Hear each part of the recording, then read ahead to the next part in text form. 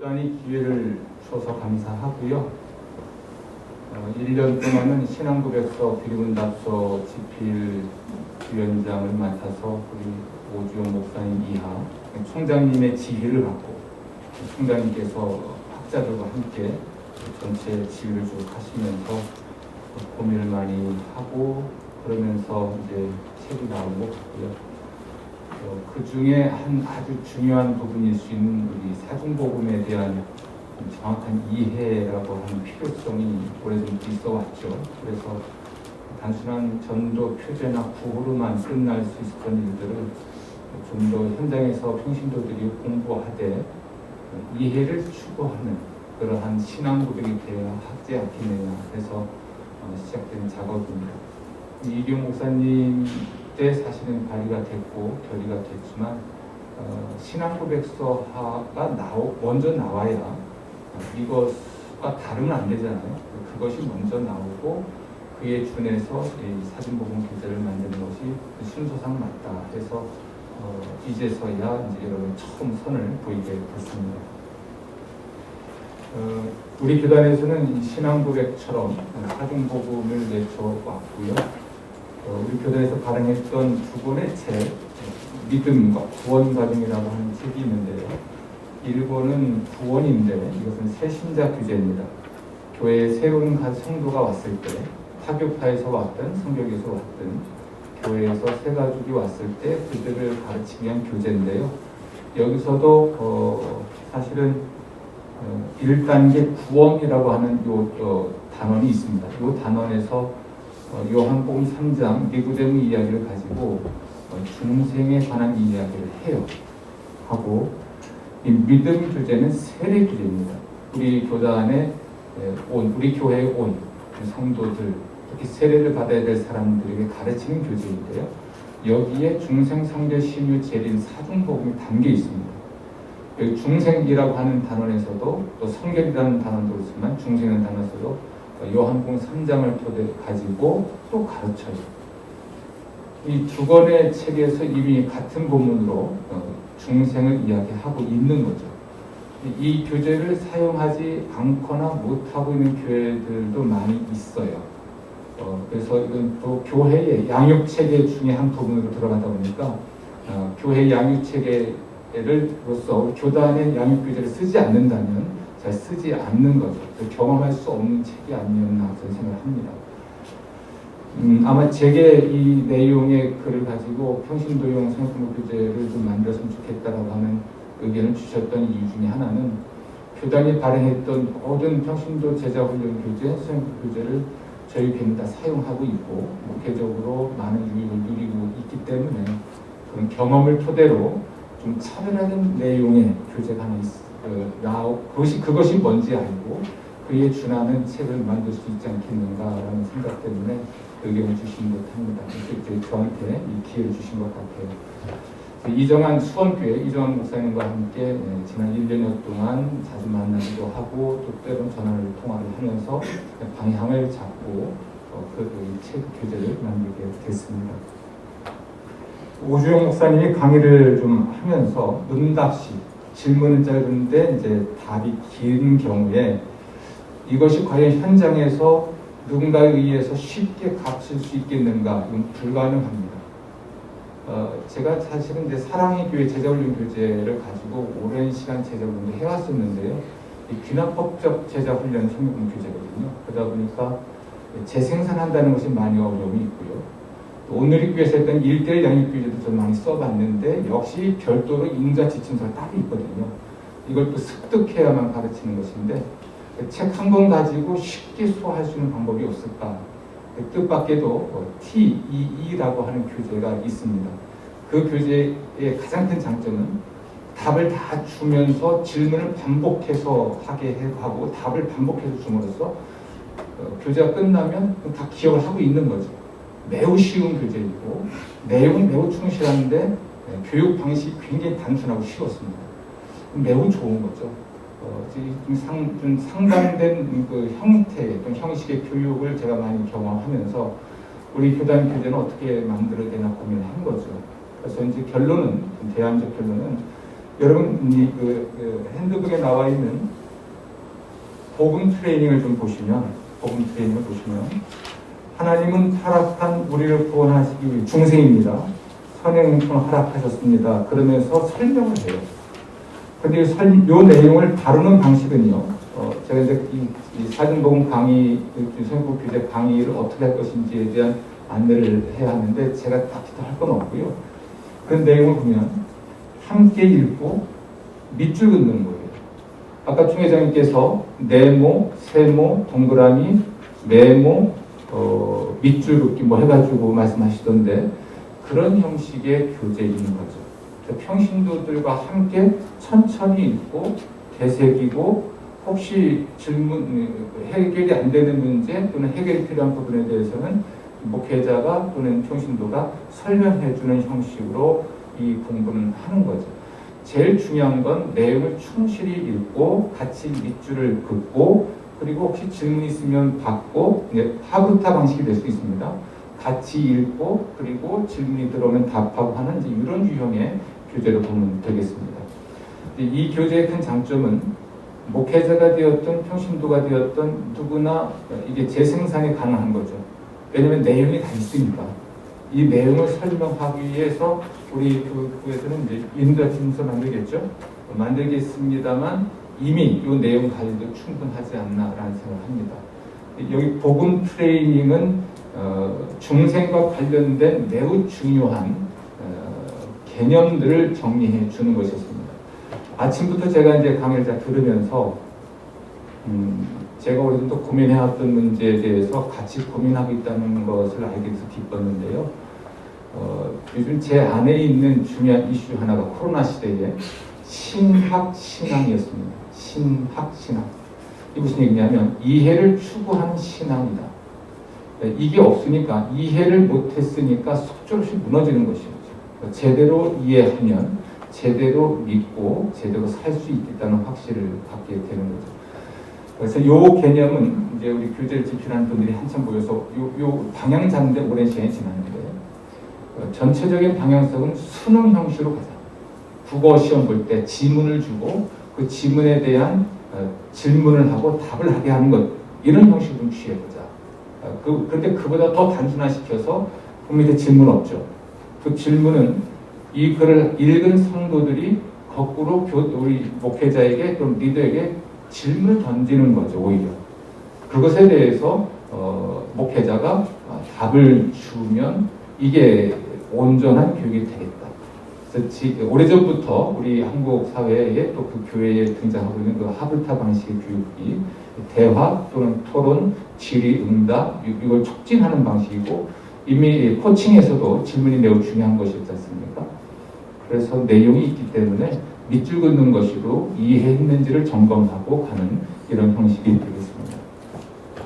복음 트레이닝 부분에 보면 첫 번째 단락, 중생과 성결을 함께 말씀드리겠습니다. 첫 번째 단락은 인간의 상태에 대한 이야기가 담겨 있습니다. 중생도 그렇고 성결도 그렇습니다. 성결 첫 단락은 사실은 죄의 이중성과 죄의 이중구조와 구원의 이중구조에 대한 이야기예요. 인간이 그리스도인이 되었어도 중생했어도 자기 안에 있는 죄, 곧 원죄의 문제를 해결해야 된다는 당위성을 위해서 단락 첫 번째 단락은 인간의 상태 혹은 인간의 문제에 관한 단락이 되겠습니다.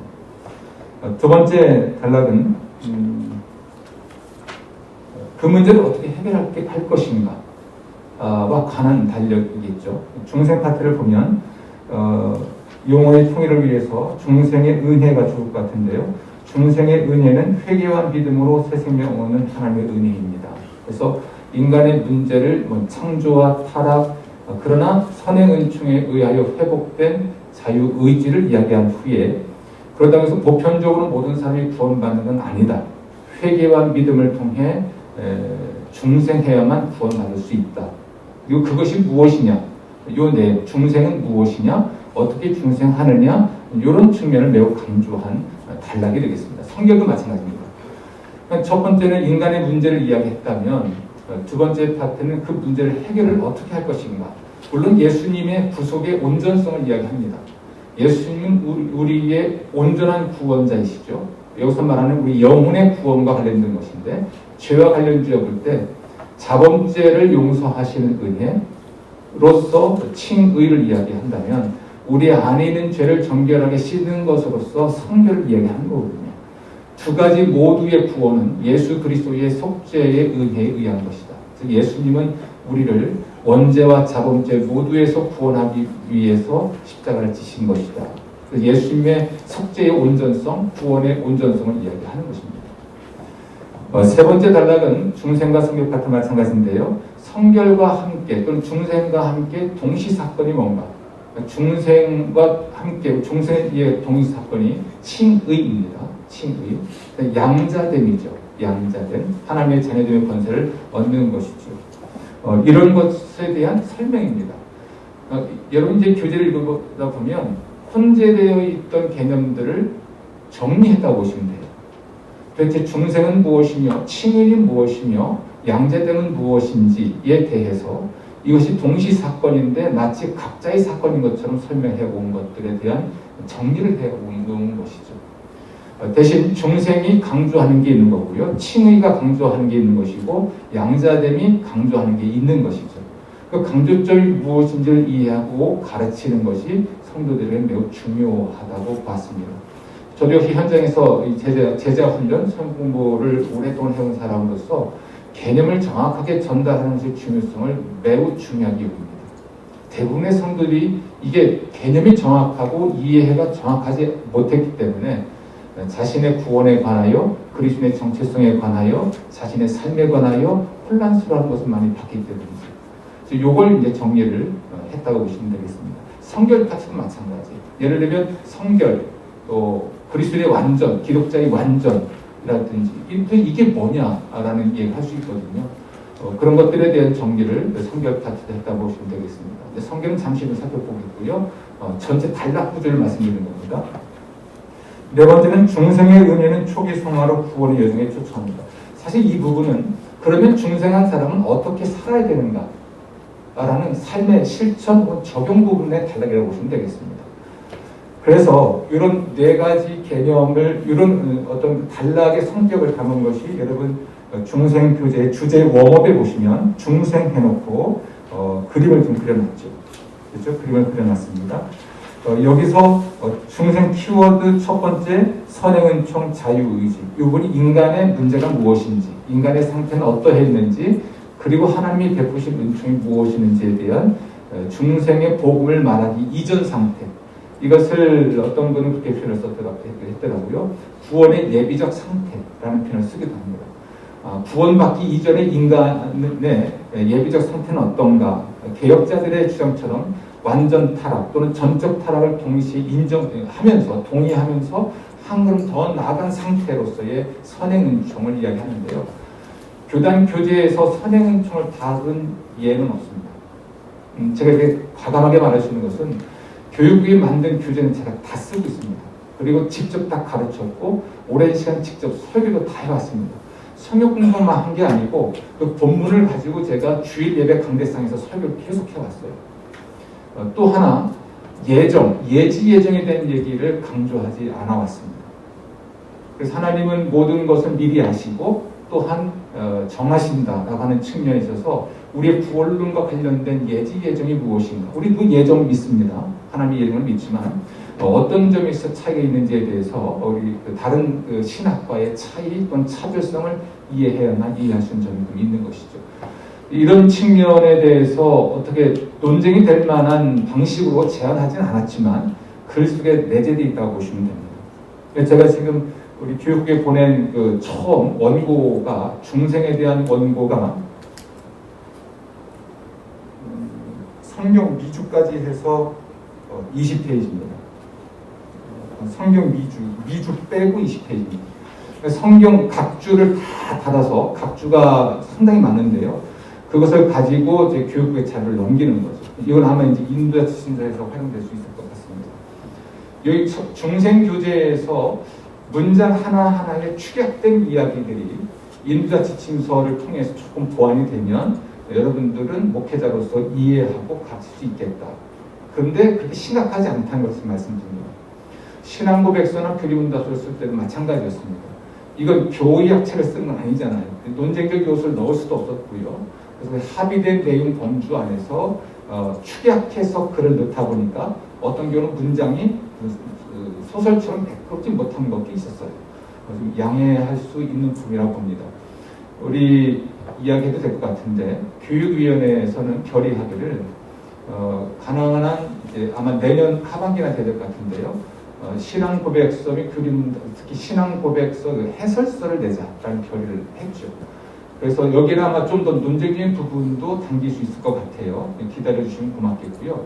2002년부터 2007년까지 성결교 신학연구 성신연에서 100주년을 앞두고 5년 동안 연구해서 낸 책이 성결교 신학이라는 책이죠.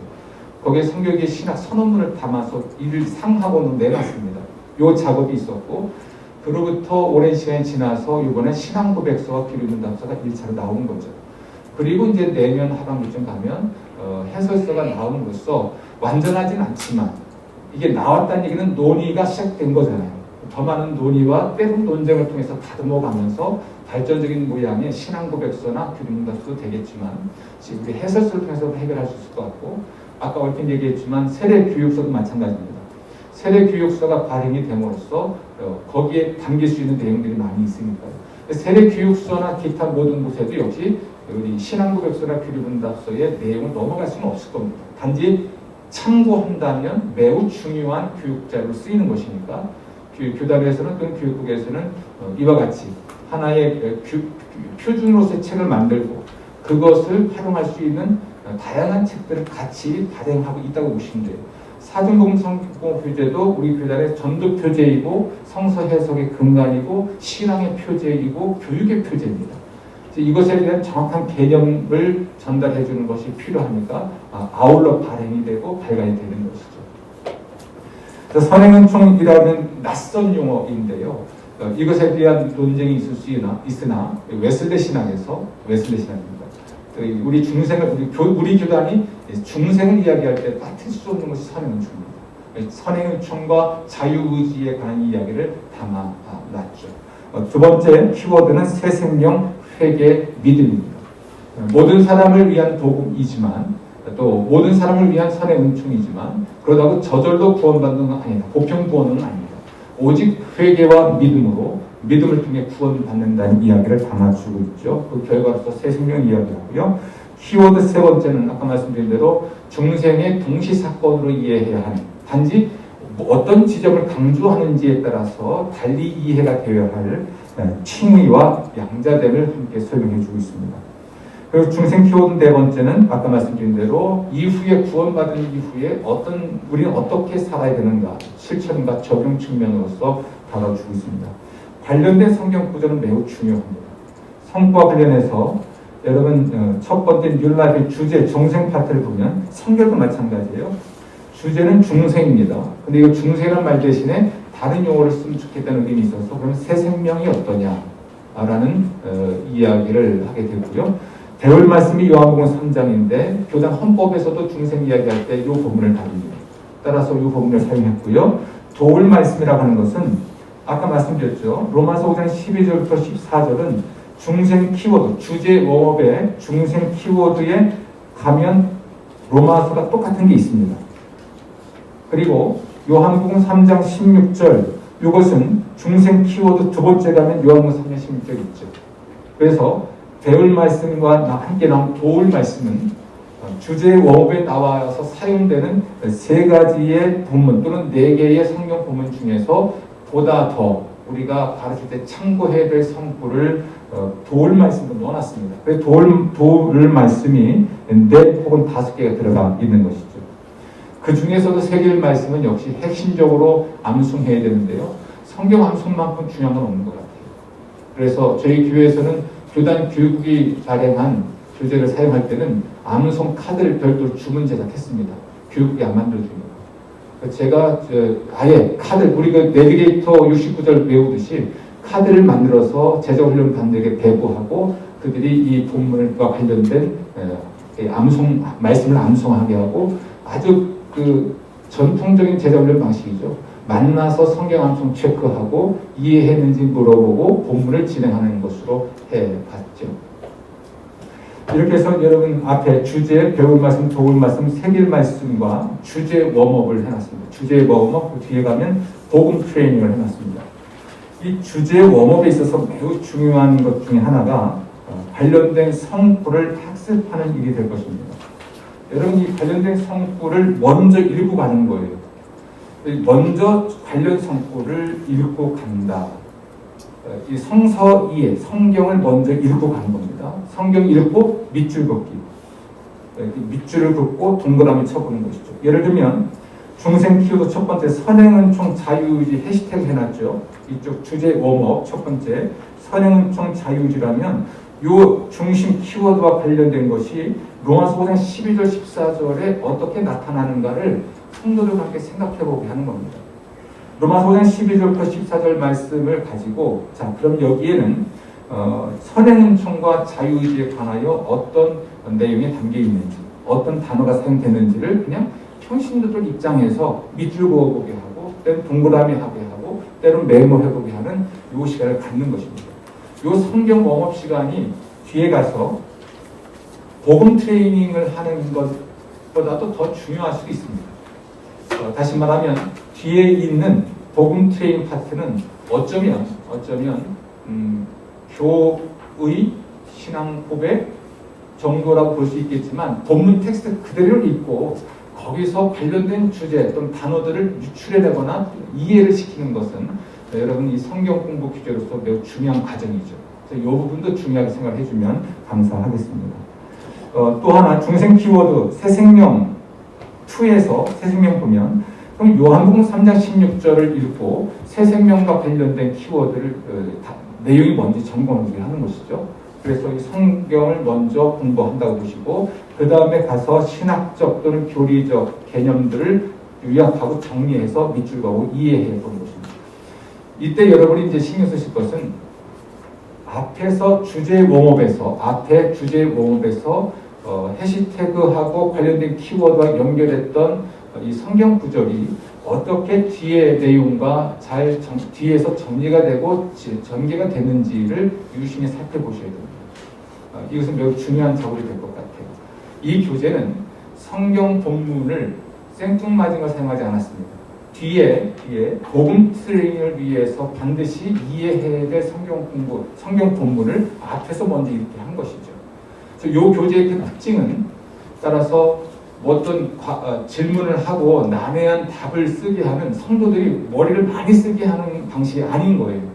성경 읽고 키워드 적고 밑줄 쳐보게 하고 말하게 하고 이해가 안 되면 질문하게 하고 질문에서 친절히 답해주고 하는 형식인 것이죠. 뒤에도 가면 개념을 주고 이해하게 하고 밑줄 긋게 하고 질문하게 하고 답하는 방식으로 공부를 진행하는 것으로 보면 되겠습니다. 참고로 제가 오늘 오전 목사님도 강의했습니다만 신앙고백서나 규리문답서를 쓰는 시간 내내 이게 지난해였죠. 시간 내내 교회에서 성경의 신앙과 교리를 가지고 집요하게 수일마다 했습니다. 하면서 글을 썼고 토론했고 그리고 경험해봤습니다. 놀랐습니다. 성도들은 이제까지 흩어져 있던 신앙 개념들이 이미 많이 배웠잖아요. 수없이 많은 규제를 통해서 배웠던 신앙 개념들이 정리되는 그 감격이 있고 성결교회에 대한 자긍심이 생깁니다. 저희가 코로나19 시대를 지난해 올해씩 지나가고 있지만 감사하게도 교회가 흔들리진 않아요. 사실 지금 교회 뜯어놨습니다. 너무되는 중이거든요. 코로나19 시대 또 이후의 시대를 준비하기 위해서 가장 필요한 것이 무엇인지를 저희 교회는 아담하니까 고민하면서 그 대안으로 찾은 것들이 여러 가지가 있습니다. 왜 그렇게 하는지에 대한 것을 설명함에 있어서 성결교회의 영성, 또 성결교회에서 회복되던 예전 또는 예식의 문제, 또 심볼 같은 것들, 아까 미스터고지 얘기했습니다. 그렇죠? 미스터고지 얘기했습니다. 신비에 관한 이야기, 이런 것들을 어떻게 재발견하고 목회에 적용할 수 있을지를 고민하는 과정이 지금 있는 거거든요. 이 사중공성부 교재도 그냥 나온 건 아니에요. 교인들에게 질문도 해봤고 답을 얻어갔고 뭐가 혼란스러운지 물어봤고 그리고 답을 했고 이렇게 하는 내용을 토대로 볼 때 이런 내용이 담겨야 되겠구나 이렇게 정리해야 되겠구나 라는 생각을 해서 이렇게 구조화했다고 보시면 되겠습니다.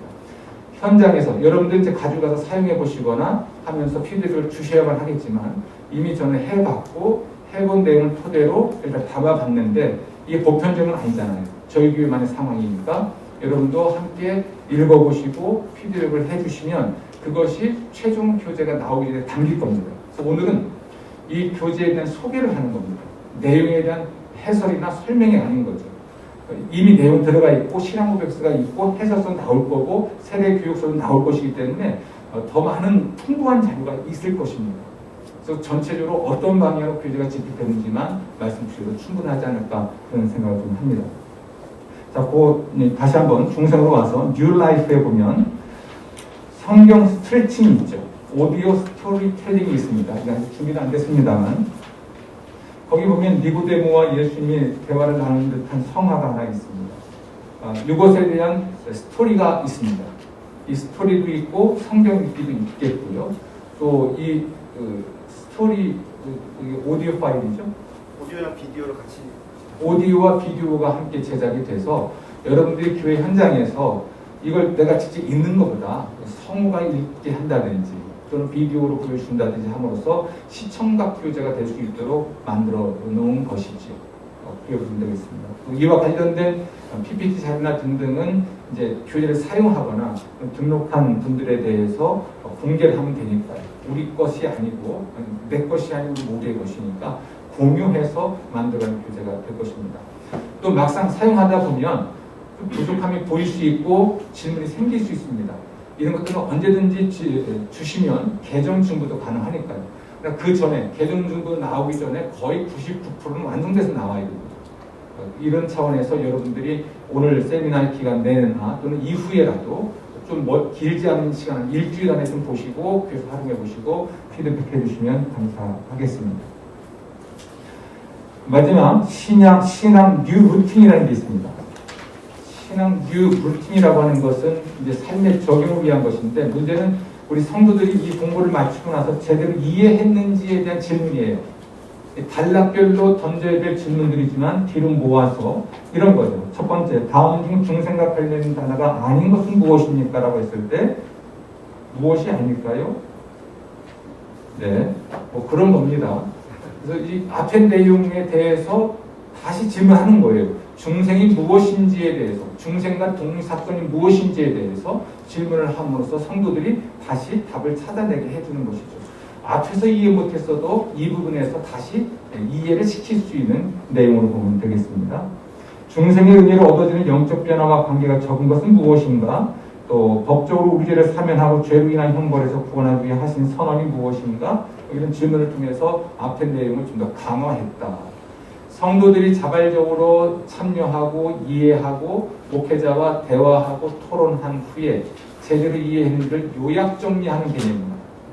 요약 정리도 할 수 있도록 사지선다형, 오지선다형 뭐 여러 가지가 있지만 심지어 어떤 경우는 답이 없을 수도 있습니다. 모든 것이 포함될 수도 있는 것이고요. 왜 이렇게 했을까? 우리 이종환 목사님도 현장에서 제작을 해보니까 의외로 성도들을 머리 아프게 하면 안 된다는 결론이 나오죠.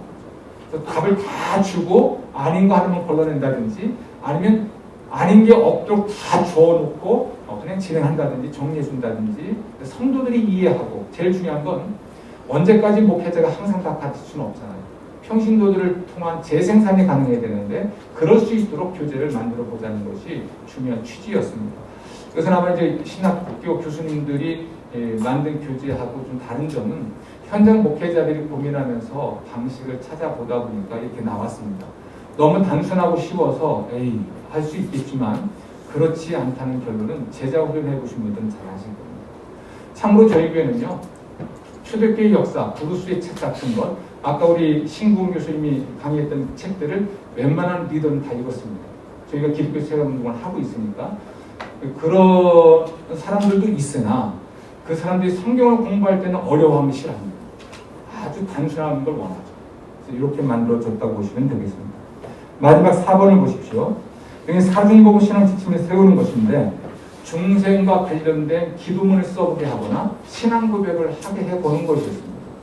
중생과 관련된 기도문 혹은 신앙 고백문 등을 쓰게 함으로써 다시 한번 다짐을 하게 하는 파트로 보면 되겠죠. 제가 주어진 시간은 이제 얼마 안 되지만 끝나는 시간은 똑같습니다. 4시 반. 걱정하지 마시고 제가 나머지 5분을 쓰겠습니다. 성결. 어떻게 재해석할 것인가, 어떻게 해야 될 것인가, 성결의 핵심이 무엇인가 하다가 뉴하트로 정했습니다. 배울 말씀, 이거 우리 교단에서 제시하고 있는 성경 본문이고요. 도울 말씀은 아까 말씀드린 대로 주제 웜업, 오른쪽에 보면 주제 웜업에 성결 키워드 1, 2, 3, 4가 있죠. 그 중에 하나씩 뽑아 올려서 도울 말씀 넣어놨고 세겔 말씀, 이렇게 핵심적으로 중요한 말씀을 넣어놨습니다. 성경 스트레칭, 오디오, 비디오 작업한다는 말씀 드렸고요. 이 과정 가지고 도입 단계 진행하면 되겠습니다. 스토리가 있겠고요. 주제 웜업 마찬가지입니다. 성도들이 성경을 직접 읽으면서 해시태그 되어 있는 키워드와 관련 지어보는 것. 이렇게 예를 들면 죄 부패성 해놓고 성경 구절을 놓고 이렇게 선긋기 있지 않습니까? 이걸 해보게 해도 되겠고, 아니면 하나의 텍스트 안에서 관련된 내용들을 밑줄 그어보기도 하겠고, 이렇게 해서 하면 되는 내용이죠. 그러니까 성결도 보면 성결 키워드 첫 번째 단락 부분 1 부분은 아까 말씀드렸죠. 인간의 상태에 대한 이야기, 중생한 이후에 남아있는 죄에 대한 이야기, 그리고 이후에 성령 세례가 왜 필요하고, 그리고 이후에 성령 충만한 삶을 왜 살아야 되는지, 이런 데는 아주 개괄적인 인간의 상태에 대한 얘기를 하는 것이고, 도대체 성령 세례가 무엇이냐라고 하는 것은 성결 키워드 두 번째 파트에서 다루고요. 그리고 관련된 내용들, 성화와 성결, 성화는 과정이거든요. 중생 이후에 영화까지 이르는 전 과정을 의미하는 것이지 하나의 사건을 말하지 않습니다. 성결은 사건이에요. 성화는 과정입니다. 그 다음에 온전한 성화가 무엇인가, 그리스도의 온전은 무엇이고 성령 충만은 무엇인지에 대한 관련된, 우리가 말하는 성결과 관련돼서 이해해야 될 내용들을 정리했다고, 개념 정리했다고 보시면 되겠습니다. 이것은 강조하는 측면이 다른 거예요. 그것만 정리가 되면 우리도 잘 가르칠 수 있지 않을까. 제가 현장에서 교단의 성결을 가르치면서 늘 힘들어했던 내용이 뭘까를 생각해 봤습니다. 도대체 이 사건이 뭘까? 성결이 뭘까? 성결과 성화는 또 무엇일까? 또 우리가 신앙고백서 쓰다 보니까 공청회 했거든요. 공청회 할 때 성화에 대한 질문도 나오고, 성결기 목사님이신데 저 정도에 계신 분인데 성결과 성화가 구별이 안 되는 같은 느낌도 있었고요. 이걸 어떻게 해야 되나 하다가 요게 담아놓은 거죠. 개념 정리입니다. 그래서 어떤 측면이 강조되었는지를 담아놓은 것이고, 성결 이후에, 성령 세례 이후에 그럼 어떻게 살아야 되는가에 관해서 성령님의 권능, 사랑, 교회, 사회, 봉사, 특히 지속적인 성령 충만의 필요성, 중요성을 이야기했죠. 그래서 성령 세례는 말 그대로 우리를 성결하게 하시는 이례적 사건으로 본다면 이후에 지속적으로 이루어지는 것으로서 성령 충만을 제안했고요. 왜 그것이 필요한지도 설명했습니다. 영화, 우리 연약성과 제한성이 사라지고, 그리고 악의 세력, 마귀가 완전히 활동하지 않게 되는 그 상태가 되고, 우리가 부활한 몸으로서 주와 함께 영을 살게 되는 그 영화의 단계에 가기 전까지 우리가 무엇을 해야 될지에 대해서 기록을 해놨습니다. 복음 트레이닝을 보시면 성결의 의미는 우리 원죄고 부패성을 정결하게 합니다라는 내용으로 정리를 했습니다. 우리 안에는 죄의 문제, 심지어 이제 이 당길지 모르겠습니다만 본성과 부패성을 구별해야 된다 그 말을 합니다. 부패성은 더해진 것이라서 씻어낼 수 있다. 이게 우리 교단의 웨슬리 신학에서 매우 중요한 겁니다. 본성과 부패성은 구별되는데 덧붙여졌기 때문에 부패한 것을 씻어낼 수 있다는 확신이 있죠. 신학적 확신이. 그래서 성결의 은혜, 성령세를 받으면 씻어낸다. 그리고 하나님을 봉사할 능력을 받는다. 우리 헌법에 나와 있는 거잖아요. 하나님을 봉사한다는 것이 무엇일까? 그 능력이 무엇일까? 사도행전 1장 8절 말씀 보면 성령이 임하면 권능 받는다고 했는데 이 권능이라는 측면이 무엇인지 이야기할과 동시에 성령 세례받은 이후에 또 성결의 의를 경험한 이후에 삶과 관련해서 지속적 성령 충만과 교회 생활과 또는 사역 등등에 대한 것들을 이쪽에서 강조해 주는 거겠죠. 아무튼 성결에 있는 성령 세례를 순간적으로 체험합니다. 성하는 과정이지만 성령 세례는 순간적 사건이고 하나의 사건이니까 그 정리했고요. 그리고 관련된 내용 담아놨고요. 마지막에 어떻게 살아야 되는지를 담아놨습니다.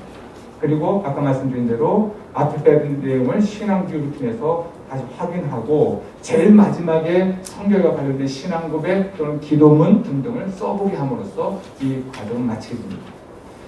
자, 여러분 마지막으로 중요한 것 하나가 있습니다. 이것은 개론서입니다.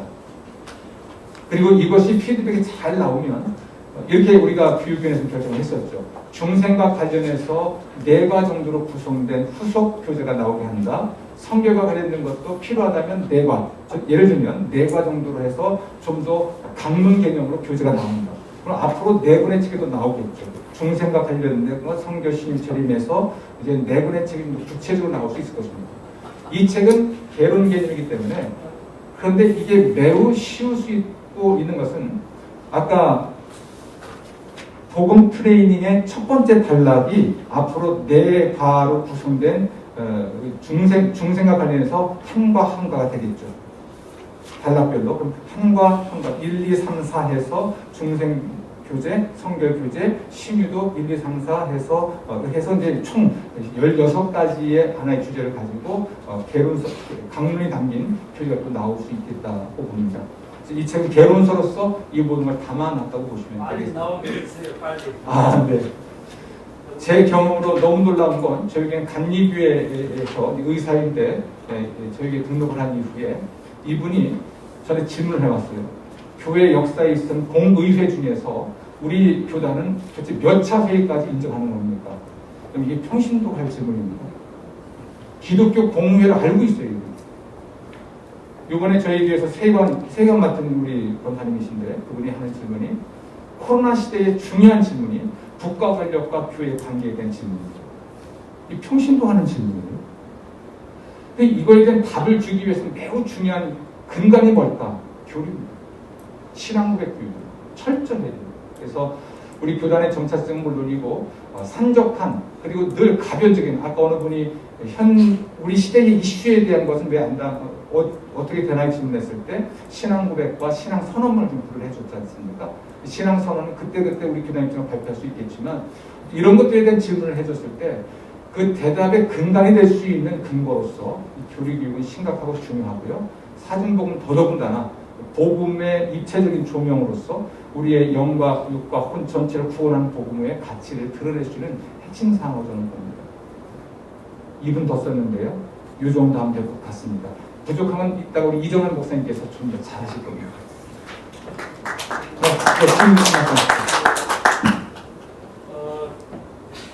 제가 볼 때는 엄청난 역사입니다.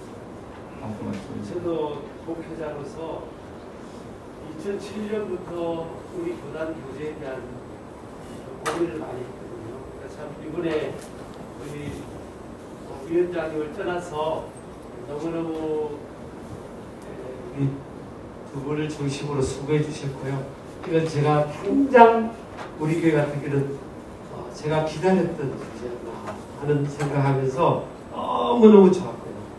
그래서 거의 그리고 목회적 적용이나 어떤 경쟁력, 경제로 치면 시장 경제 원리의 관점에서 중생이라든지 성결 파트를 뉴 라이프라든지 뉴 하트 이거는 제가 볼 때는 교단 공로패를 받아도 되죠. 굉장히 평신도들에게 어필이 되면서 보편적이면서도 특화된 그런 개념이지 않냐 그렇게 생각하고요. 성결 파트도 우리가 항상 아까 우리 한 예로 어떤 목사님께서 성화와 이 성결을 이해하는 것이 좀 약간 캐션 마크지 않냐 그런 말씀하셨잖아요. 그게 우리가 오랫동안 해오면서 많은 목회자들이 현장에서 신학 교육 중에서 딱 잡지를 못해가지고 그것을 사정복음이나 성결교회 신학의 관점에서 목회하는 데 있어서 애로사항이 있고 그로 인해서 좀 경쟁력이 좀 더 약화되지 않냐. 그런데 사역에서 이 성결 파트를 기가 막히게 잘해주셨어요. 개인적으로 오랫동안 이런 관점에 봐야 우리 교단이 이 좋은 신학이 목회 현장에서 어떤 교단 신학보다 탁월하게 경쟁이 있는 거라고 생각했는데 굉장히 협소하게 협의적으로 접근하지 않고 용어 안에서 굉장히 포괄적으로 어쩌면 한국 교회 안에 있는 많은 부분들을 다 담을 수 있는 그릇이 크다는 것은 사람도 많이 담을 수 있다는 겁니다. 그래서 타 교단의 다양한 어떤 성령 충만이나 이런 파트를 담아내면서 우리 교단의 특색을 살지 않냐 이해하시죠, 제가? 네. 예, 그래서 저는 그 한 가지만 조금 더 한번 고민해 보시면요. 네. 성경 파트에서 지금 성령의 권능 이런 차원을 하면서 사랑, 교회, 사회 봉사까지 너무나 현장에서 이 성령 세례나 이 성결 대은혜가 동력화시키는 데까지 지금 응답을 해주셨거든요. 그래서 저는 개인적으로 너무너무 감사하고요. 한 가지만 여기서 성령의 권능에서 해시태그한 사랑교회, 사회봉사, 봉사 이런 데까지 갈 수 있는 원동력이 이게 성령세라는 거잖아요. 그럼요. 그걸 말씀했죠. 네. 그래서 거기에 복음 전하는 전도까지 넣어주면 네. 오직 성령이 너희에게만 너희가 권능을 받아 예루살렘과 사마리아 땅까지 이르러 정의되는 요거까지만 해시태그 하나만 넣어주면 저는 춤추면서 우리 교회에 활용할 수 있겠다 그렇게 생각합니다. 너무 수고했습니다. 감사합니다. 네, 감사합니다. 그리고 목사님 말씀하신 전도 부분은 뒤에 이제 복음 트레이닝 퇴직 네네. 쪽에서 성령 충만 세례 이런 쪽에서 네. 강조하는 부분이잖아요. 맞습니다. 세계 임하면 복음의 증인이 된다 해서 강조하는 부분. 요거까지 네. 담아주면 네네. 우리 구단은 최고의 탁월함이지 않을까 생각합니다. 고맙습니다. 제가 말씀 중에 그 31쪽 제일 마지막 단락 이제 지금 우리 목사님 말씀하신 부분에서 증인이 되는 것은 담아놨는데 우리 여기서 주제 웜업에서 해시태그하고 키워드에 들어가지 않았다는 거죠. 그 부분이 담기면 되겠다. 없는 내용을 담는 게 아니라 있는 건데 키워드를 넣어서 내용이 있겠다는 말씀 주셨습니다. 네, 꼭 넣겠습니다. 고맙습니다. 네. 유경선 목사님 마이크 주시겠습니다.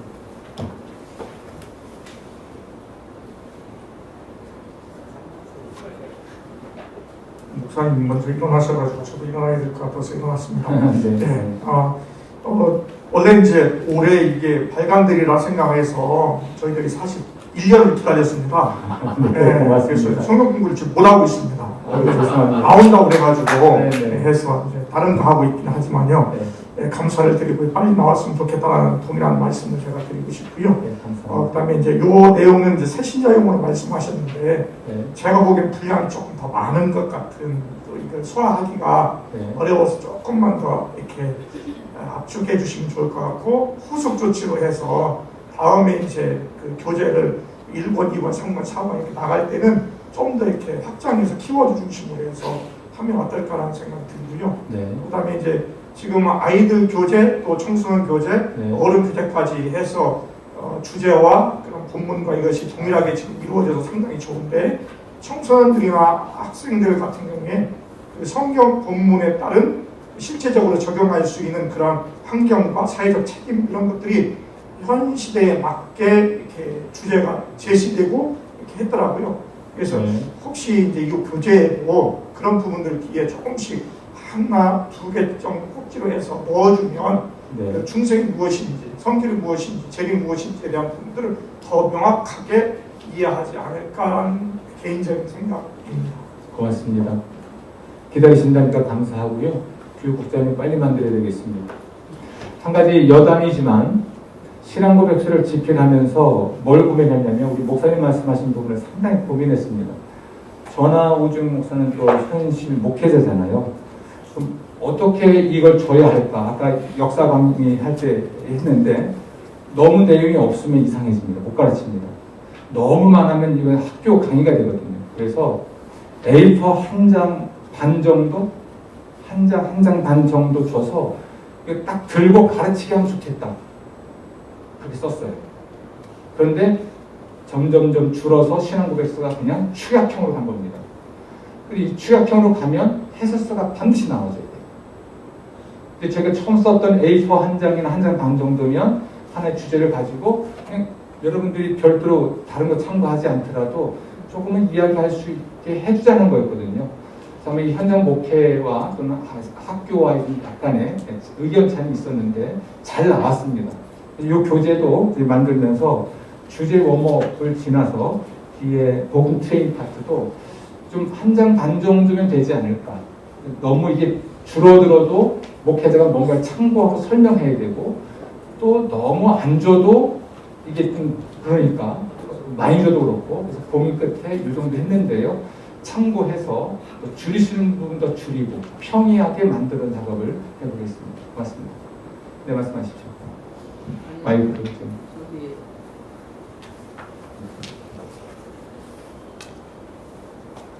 아까 여러 가지 교육 방법을 이미 해보셨고 네.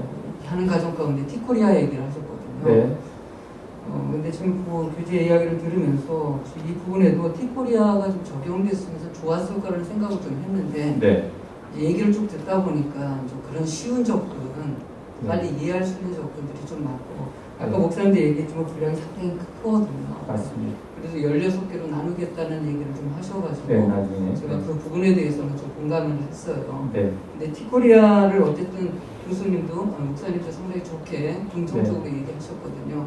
그런 부분의 접근은 좀 적용될 수 있는 것 같아요. 가능할 수도 있습니다. 제가 티코리아 교재를 저에게서 3년간 썼습니다. 모든 과정 다 했고 지금도 합니다. 세퍼드 라이프는. 네, 저도 지금 하고 있는데 매우 의미 있고 정말 재생산이 가능한 매우 좋은 교재는 맞습니다. 그래서 하나의 교재를 만들 때 대안은 될 수 있겠다는 생각을 좀 하고요. 집필팀과 교육과 상의해서 이제 이건 준비대로 나가야 될 것 같고요. 개론서니까 나중에 나올 책들은 좀 더 그렇게 할 수 있지 않을까. 그렇게 꼭 한다는 말씀은 아니고요. 예. 참고해서 아마 입장은 그런 것 같아요. 재생산이 가능하고 그다음에 성도들이 쉽게 접근할 수 있도록 하면 좋겠다.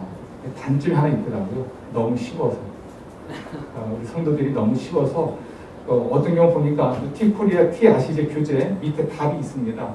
그 답 보고 베껴와요 또. 그래서 이제 여러 가지 고민을 좀 하고 있는데 잘 참고해서 쉬운 교재를 만들어 보겠습니다. 고맙습니다.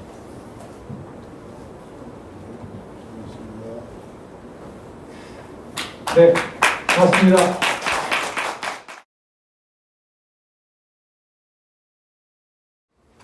저는 그 교육위원장을 맡고 있고요. 함께하는 교회에서 행복하게 목회하고 있는 이동명입니다. 반갑습니다. 저는 78쪽 가장 오래된 새것 이 부분을 이야기하게 되겠습니다. 잠깐 준비된 인사를 보겠습니다.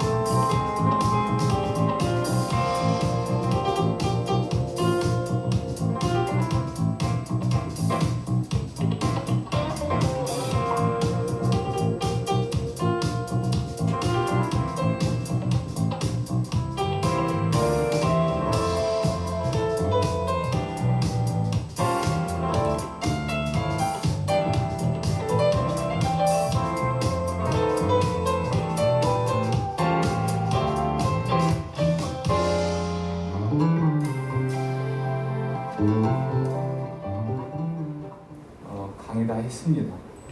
그런데 그냥 끝내면 강사들을 안 줄 것 같아서 조금만 설명하겠습니다. 코로나19가 세상을 격동시켰죠. 그리고 미래를 10년, 20년 앞당겼다는 얘기도 합니다. 그럼 어떻게 코로나 시대에 목표를 해야 되나라는 것이 우리의 고민이잖아요. 지난해부터 올해까지 많은 세미나 혹은 포럼, 독서, 또 학자들과의 대화 등등을 해 나가면서 제 나름대로 코로나 시대의 목회는 이래야 되지 않을까라는 생각을 하고 요 The Oldest New One이라는 용어는 저의 고유의 언어는 아니고 제 기억은 웨버가 예배학에서 이 용어를 쓴 것으로 알고 있는데요. 이것이 답이 아닐까라는 생각을 했습니다. 신국원 교수님이 복음주의의 적은 이젠 자유주의가 아니고 다원주의다라는 말을 좀 했는데요. 다원주의라고 하는 세상, 다원주의 세상 속에서 우리의 어떤 정체성과 색깔을 명확하게 하는 것처럼 중요한 것은 없겠다라는 생각을 좀 했습니다. 아주 오래전에 리차드 니버가 그리스도와 문화의 관계에 대한 책을 써서 예언자적인 책이 됐고요. 우리가 벗어도 된다고요? 네네. 그런 건데 어쨌든 그런 맥락에서도 다양한 접근이 필요하다고 생각합니다. 근데 감사하게도 우리 강사들과 대화한 일은 전혀 없지만 지형은 총회장 목사님이 말씀 묵상 강조했고요. 신국원 교수님이 문화와 관련해서 매우 겸손한 또 예의 바른 그런 변증가가 되는 이야기를 좀 했죠. 그리고 어젯밤에 김병삼 목사님께서 온라인 처치, 온라인 미니스트리에 대한 얘기를 쭉 해나가면서 커뮤니케이션의 방법에 대한 어떤 문화의 적응성 부분은 충분히 이야기한 듯합니다. 또 중간중간에 있는 신앙 고백과 교리서 교육 그리고 사중복음과 관련된 이야기들은 이런 문화적 적응성, 적시성과 관련해서 우리가 무엇을 이야기해야 할지를 말을 하고 있다고 봐요. 요한계시록이 우리 재림신앙에 있어 매우 중요하다고 헌법이 이야기하는데 요한계시록에서 성도들과 교회에 요구하는 건 이기는 자가 되는 겁니다. 그래서 이긴다는 것은 어떤 승리주의를 말하는 게 아니고 신앙의 정결을 지키는 거죠. 순교할지언정 신앙을 배반하지 않는 것을 말하는데 이제 헬라어로 니카오를 쓰고 있죠. 그런 맥락이 있어서 이기는 신자를 만드는 것이 과제겠다는 생각을 했습니다. 코로나가 터지고 나서 성도들이 막 흔들렸습니다. 그리고 예배를 와야 되는지 안 와야 되는지 온라인이 맞는 것인지 아니면 오프라인이 맞는 것인지 등등에 대한 혼란이 목회자들 안에도 있었죠. 그래서 이해를 추구하는 신앙과 목회가 매우 중요한 시대가 됐다. 이것을 신학신앙, 신앙목회라고 생각했습니다. 그러면서 우리가 어제 오주영 박사 이야기했듯이 목숨 걸고 지켜야 할 만한 가치들이 무엇일까? 그것이 우리에게 어느 때보다 소중한 것은 역사적으로 문명의 격동기, 격변기나 또는 역사의 격동기, 격변기에 기독교는 늘 위기를 맞이했지만 그 시대를 헤쳐나왔던 원리들이 있더라고요. 그런 것들을 발견해내는 거죠. 그래서 The Oldest라는 것은 성경과 전통에서 가장 오래됐는데 이게 왜 New One이냐? 우리가 경험하지 못해서 낯선 것이 돼버린 것들이죠. 이걸 재발견하고 기독교의 정체성을 명확히 하는 것이 코로나 시대에도 매우 중요하지 않을까라는 생각을 했습니다. 사실 이 용어는 제게 주어진 제가 12년 후에 은퇴하는데 남은 12년 동안 제가 몰입하고 또 집중적으로 해야 될 사역의 내용이기도 합니다. 그 중에 첫 번째가 가정입니다. 그래서 가정은 교회가 시작됐고 교회가 되기로 의도된 곳이기 때문에 매우 중요합니다. 그래서 가정과 교회가 공생관계에 의한데 공생이라는 것은 서로 주고받을 게 있는 관계입니다. 기생이 아니고 공생입니다. 어느 하나가 희생되는 것은 기생이지만 공생은 윈윈하는 거죠. 가정과 교회. 이제까지 어쩌면 우리는 교회에 기반을 둔 가정생활을 강조해왔던 것 같아요. 그러나 모임을 제한하거나 중지했을 때에도 불구하고 존재할 수 있었던, 모일 수 있었던 곳은 가정이었습니다. 그래서 이 가정을 기반으로 한 교회를 세우는 것, 이것이 어쩌면 우리에게는 매우 중요하지 않을까. 가정교회만 말하는 게 아닙니다. 로버트 뱅크스의 바울의 공동체 사상이나 교회 또 하나의 가족은 가정교회에 대한 매우 중요한 지침서입니다. 최영기 목사의 가정교회에 대한 책은 매우 실무적인 책이라고 한다면 로버트 뱅크스의 책은 이론적이고 신학적으로 매우 중요한 책이죠. 이런 것들이 가정교회라고 하는 셀 처치, 뭐 구역, 뭐 이런 어떤 소그룹의 성격이나 종류에 대한 얘기가 아니고요. 지금 가정에 기반을 둔 교회를 구축하는 것이 이기는 신자가 되게 할 수 있는 최선이 아니겠는가. 따라서 교회 교육조차도 어린이들 대상으로 가르치는 교사를 늘릴 일이 아니고 부모가 가정에서 아이들을 가르칠 수 있는 부모 대상의 사역이 활성화되어야 되지 않겠는가라는 생각을 저는 했습니다. 그래서 교사들이 자꾸 많이 늘어나는 것을 좋아할 일은 아닌 것 같습니다. 부모들이, 우리가 온라인 예배를 드려보지만 부모들이 준비된 가정은 주일 예배를 정말 제대로 된 자세를 가지고 집에서 예배를 드립니다. 저희 교회는 지난해 2월 교회 집합 금지나 제한 조치가 내려지기 전부터 2월부터 교회를 닫았습니다. 그리고 나라가 허락하는 범위 안에서만 조금씩 모였을 뿐이에요. 교인이 줄었느냐? 줄지 않았습니다. 재정이 줄었느냐? 줄지 않았습니다. 늘었습니다. 왜 그런 일이 있었을까 생각해 보면 18년 동안 제자 훈련해온 결과가 아닌가, 또 셀 처치를 해온다고 몸부림치는 결과가 아닌가라는 생각도 좀 해봐요. 그런데 그 와중에도 많이 힘들었던 것은 부모가 준비 안 된 가정에 자녀들은 어떻게 할 건가라는 것이었습니다. 예배를 안 드리거든요. 그래서 가정에 기반을 둔 교회를 구축하라, 빌드업해라. 그러니까 교회에 기반을 둔 가정이 아니에요.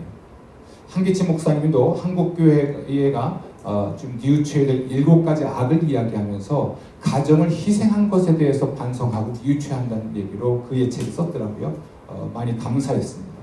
그래서 우리의 생각의 전환이 교회당 중심이 아니라 이제는 교회를 기반으로 한 가정 개념이 아니라 가정을 기반으로 한 교회를 어떻게 구축할 것인지, 교회 교육도 아이들을 어떻게 잘 가르칠 것인가에 대한 관심 물론 가져야 됩니다만, 예배당을 와서 배울 수 있는 현실이 안 됐을 때는 결국 가족, 부모밖에 없으니까 앞으로 세대에서는 부모들의 신앙 교육이 절대적으로 중요하고 필요하지 않겠는가, 그런 생각을 해서 가정 얘기합니다. 가정은 하나님의 창조 질서의 정점에 만들어진 기관이고요.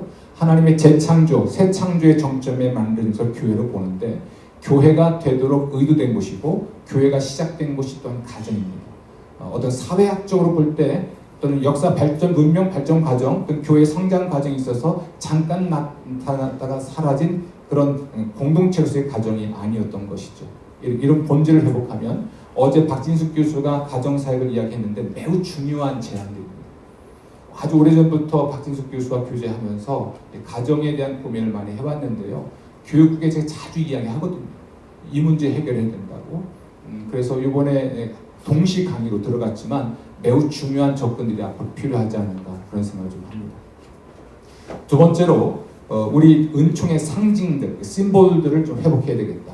근데 이 이야기는 다 했습니다. 길게 하지 않아도 됩니다. 세례 교육을 강화해라. 물에 사용하는 문제, 성만찬을 강화해라. 이건 말씀 사역이 있어서 성찬식은 모일 때마다 하는 것이 맞다고 봅니다. 저희에게는 이 코로나 전에는 모일 때 주일마다 예배 때마다 이 성찬 예식을 했습니다. 음식의 문제, 성찬 예전, 떡과 술에 가진 이 심볼들이죠. 은총의 심볼들을 충분히 활용했으면 좋겠다. 근데 마지막 하나는 좀 낯설 수 있는데 도유입니다. 오늘 우리 이정환 목사님이 신유, 병 낫기 위한 기도를 말씀하셨는데, 저희가 예배 후에 성찬하고 나면 부목사가 이제 성찬 관련된 예를 진례를 하고 제가 끝에 서 있으면 성찬을 받은 사람들이 나가면서 제가 오일을 바릅니다. 그리고 병 낫기를 위해 기도합니다. 근데 일일이 다 할 수는 없잖아요. 성부와 성자와 성령의 이름으로 하고 안수기도 합니다. 줄이 서. 어떤 문제든지 간에 담임 목사의 안수를 받고 마지막 파송하는 개념도 있거든요. 그래서 도유, 기름을 사용해서 하나님의 치유를 경험하게 하고 사모하게 하는 것, 이것이 회복돼야 되지 않겠느냐. 아주 오래된 새 것. 초기 교회는 이렇게 했습니다. 그리고 역사 발전에 있어서 초대교회가 이제 5세기로 보든 6세기로 보든 그 시기까지 기름을 바르면서 병 낫기를 위해 기도했던 것들, 그리고 그 이후에 중세기 들어와서도 부패하거나 타락한 하나의 심볼이 아니라 교회가 지켜야 될 심볼로서 기름 붓는 일. 그래서 성경에서도 야고보서에 교회의 장로들이 와서 기름을 바르고 기도하라 했을 때 그 기름이 뭘 의미하든지 간에 의약을 이야기하든 상징을 이야기하든 그 과정을 통해서 병 낫기를 위한 기도를 하잖아요. 이것이 회복돼야 되겠다. 그래서 음식의 문제, 심볼이라고 표현했습니다만 은총의 심볼. 웨슬레는 이제 민들을 쓰죠. 수단들이라고 표현하지만 심볼을 회복하는 것이 필요하다. 가장 오래된 새 것, 안 해봐서 낯선 것들이죠. 그 다음에 은총의 교회력, 복음 중심의 설교와 양육을 위해서 이건 매우 중요하다고 저는 생각합니다. 교회력이 논란은 있습니다. 그리고 호불호가 있겠지만 대림절부터 시작해서 오순절까지 그리고 일반 절기까지 이어지는 이 절기 회복을 통해서 예수 그리스도의 중심의 설교, 예수 그리스도 중심의 양육과 교육이 이루어져야 되겠다. 이것도 회복해야 될 것이라고 봅니다. 교단이 예식서를 만들었고요. 제일 뒤에 가면 A, B, C 해서 교회력을 해놨거든요. 저희는 아주 오래전부터 이것으로 말씀 묵상하고 새벽에 해왔고 주일날 설교를 해왔는데요. 굉장히 큰 힘이 있습니다. 그래서 이걸 회복해야 되겠다.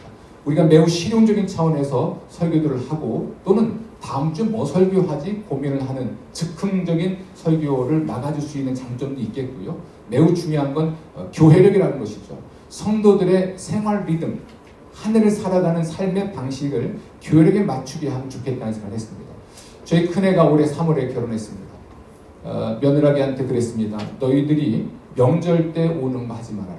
그러나 교회 절기, 중요한 절기들은 반드시 집을 방문하고 우리 부모와 함께, 우리와 함께 예를 드려야 되겠다.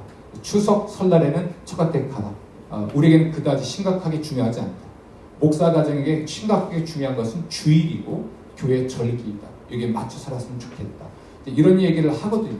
성도들의 삶의 어떤 사이클이 1년의 삶의 주기가 이런 교회력을 따라 움직일 수 있다면 의미 있지 않겠는가. 세상에 있으나 세상 것도 아니고 세상에 속하지 않았기 때문에 구별된 것으로서 삶의 방식을 이뤄갈 수 있겠다. 그렇다고 뭐 명절 세는 것이 문제는 아니고요. 뭔가 좀 우리 기독교인으로서의 정체성을 회복해 주는 차원에서 의미 있다고 봅니다. 이것 또한 the old is new one. 대체적으로 성교기관에서 교회력을 따라 설교를 하거나 예배당을 꾸미거나 하는 일들이 매우 적은 듯한데요. 감리교회는 정통적으로 일을 매우 잘하고 있죠. 굉장히 중요하다고 생각합니다. 그 다음에 교리교육은 우리 오주영 박사가 이야기했고 오늘 박창훈 교수가 이야기를 했기 때문에 이 교리교육은 뭐 초대교육도 매우 중요했죠. 한 가지 제가 여러분에게 저도 좀 도전하고 보려고 하는 것인데 교리 설교를 훈련해야 됩니다. 교리 설교. 한국 교회에 많은 설교학자들이 지적하는 것은 교리 설교가 없다는 겁니다. 그러다 보니까 강당이 약해지고 성도들이 약해지지 않았는가. 이 교리 교육과 아울러서 교리 설교. 루터의 경우는 교리 교육을 사실은 설교를 대신했잖아요. 여러분 요한 웨슬레이 후예들은요, 기독교 강요 같은 신학책을 쓰지 않습니다. 설교로 모든 걸 대신하잖아요. 그래서 웨슬레이는 일기가 매우 중요하고 설교가 굉장히 중요하지 않습니까? 그런 차원에서 우리는 교리 설교를 중요하게 훈련하고 실행할 수 있지 않을까 하는 생각을 해봅니다. 제가 여러분과 이제 나누고자 하는 마지막 중요한 얘기 하나는 일상과 복음 세관입니다. 신구원 교수님이 40년 동안 한국의 기독교 세관 운동을 주도해온 분이 맞죠. 손봉호 교수님과 더불어서 제가 기독교 세관에 관심을 갖고 교회에서 가르친 지 꽤 됐습니다. 그분의 책들, 그분이 소개했던 글들도 많이 읽었고 교인들과 나눠왔습니다. 어린이들이 일상 속에서 예수 그리스도의 사람으로 살아가도록 일상의 문제와 관련된 기독교적 관점을 키워주는 것, 이것이 로마서 12장 1절 2절에 나와 있는 대로 우리 몸을 산제물로 바치되 심령의 변화를 받아 하나님의 뜻을 분별하는 것의 중요성입니다. 이 세대를 본받지 않고, 이것을 필립스는 이 세대가 쥐어짜서 자기 틀에 맞추려고 할 때 저항할 수 있는 사람이 되라는 거거든요.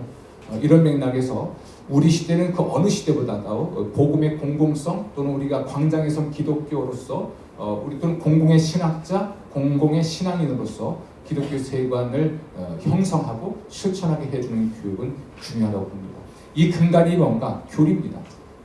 신구건 교수님이 많은 얘기했지만 많은 문화와 문명에 대한 비판력을 키우기 위해서는 우리 스스로가 성경적인 가치관이 형성되어 있어야 하잖아요. 저는 이것을 교회에서 복음 세계관이라고 제가 설정을 했습니다. 그래서 저희에게는 실행을 하고 있는데요. 앞으로 갈 길은 굉장히 멉니다. 일상과 복음 세계관, 그 예배당 중심의 신앙생활이 아니라 일상 중심의 신앙생활이 되게 해야 되겠다. 가정, 일터, 그리고 우리 공부의 영역, 공적 영역, 광장에서 삶의 이슈, 사회 이슈에 대한 적절한 반응과 태도, 아주 예의 바른 변증, 이것을 통해서 우리가 세상의 변혁자가 될 수 있지 않겠는가. 세상을 변화시키려고 하기보단 내가 변화된 존재로서 그 삶의 자리에서 살아가 준다면 이게 거룩한 프레젠스겠죠. 그런 차원에서 얼마든지 영향력이 극대화될 수 있다고 생각합니다. 그래서 일상의 문제, 일상과 관련된 이런 복음 세관의 문제가 있죠.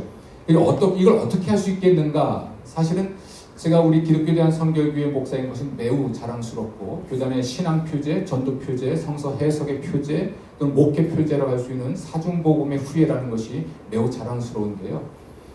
이런 겁니다. 코로나 시대에 저희가 견딜 수 있었던 것은 영유아부터 어른들까지 주일날 설교 본문이 똑같고, 그러므로 부모들도 온라인으로 예배를 드릴 수 있고 아이들과 함께 본문이 똑같으니까요. 또 그것을 가지고 교육하는 과정도 발달 단계에 따르는 접근법은 다르나 내용이 같으니까 가정 예배나 또는 대화가 너무나 잘 됐던 것이죠. 이 시스템이 BCM에 갖춰져 있습니다. 그래서 저는 이제 적극 권장하는 것은, 잠깐 보여드릴 것은 잠깐만요. 그 앞에, 그 앞에 게리 토마스가 일상영성이라는 책에서 우리 그리스도인들의 일상영성을 위해서 형성해야 될 어떤 인격적 특성 같은 것들로 겸손, 내어드림, 초연함, 사랑, 순결, 베품 등등, 전성민 캐나다 연합신학대학원 안에 기독교 세관 대학원이 있는데요. 지금 거기 원장으로 있죠. 양승 교수가 원래 그분이었는데 이제 은퇴하시고 대신하고 있습니다. 이분이 돈, 일과 안식, 공동체, 음식, 거룩, 소명, 세상, 선교, 등등. 양승 교수는 그의 책 기독교 세관에서 인간, 죽음, 윤리, 역사, 결혼, 노동, 국가, 지식, 학문, 이데올로기, 이런 일상과 관련된 주제라든지 공적 영역에서 다뤄주는 주제들에 대해서 어떻게 기독교적인 관점을 가질 건가에 대한 제안이거든요.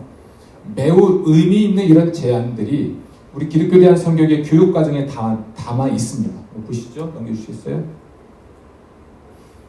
아니, 그 앞에 우리 기독교에 대한 선교계가 중생, 선교, 신유, 재림을 중생은 생명으로, 선교는 사랑으로, 신유는 회복으로, 재림은 공의로 새롭게 해석을 하면서 하부에 2, 4, 6, 8, 9개씩 중생 9개, 선교 9개 총 36개의 주제를 가지고 교육 교재를 만들어 가고 있는 겁니다.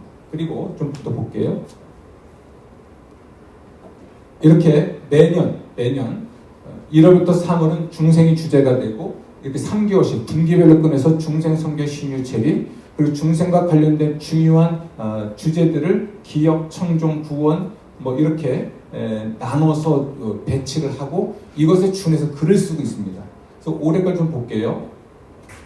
1월 달에는 되면 다음 거 보십시오. 오케이. 자, 1월 보십시오. 1월 기억해놓고 거기에 4번 설교하지 않습니까? 3번. 매달 3번은 관련된 기업과 관련된 설교를 하는데, 이런 내용이 이렇다는 얘기입니다. 그리고 마지막은 올해의 주제가 무엇인지, 자족이면 자족에 대한 설교를 5주면 2번, 4주면 마지막 주 1번 하는 거죠. 이걸 보여드리는 것은 교단의 교육 교재가 사중복음이라고 하는 중요한 우리 신앙 표제 또는 교육 표제, 성서 해석의 표제가 될 수 있는 이걸 근간으로 해서 재해석을 통해서 확장함으로써 일상과 또 공공의 영역에서 기독교인이 어떻게 살아가는지에 대한 아이디어나 지침을 주고 있다는 겁니다. 이 설교를 제가 집요하게 해왔습니다. 교육을 따라서는 예수 중심으로 복음서를 다 계속 설교해왔다면 우리 교육국과 함께는 이런 설교를 해왔죠.